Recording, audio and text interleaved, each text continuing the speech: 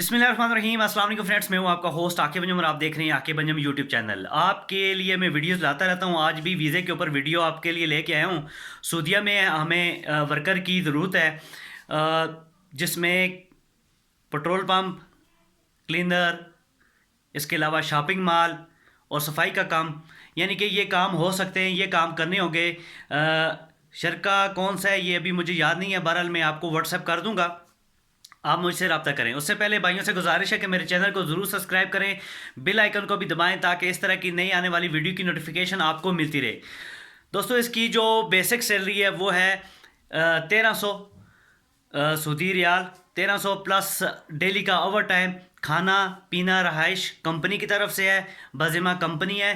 मज़ीद मालूमात के लिए आप मुझसे मेरे नंबर पर रब्ता कर सकते हैं। वीडियो में इतनी लेंथी नहीं बनाता, काम की चीज़ काम पे मैं बता देता हूँ और इतनी लंबी वीडियो नहीं होती। सिर्फ आप लोगों से ये गुजारिश है कि मेरे चैनल को सब्सक्राइब करें और बेल आइकन को दबाएं ताकि हर नई आने वाली वीडियो की नोटिफिकेशन आपको मिलती रहे सबसे पहले।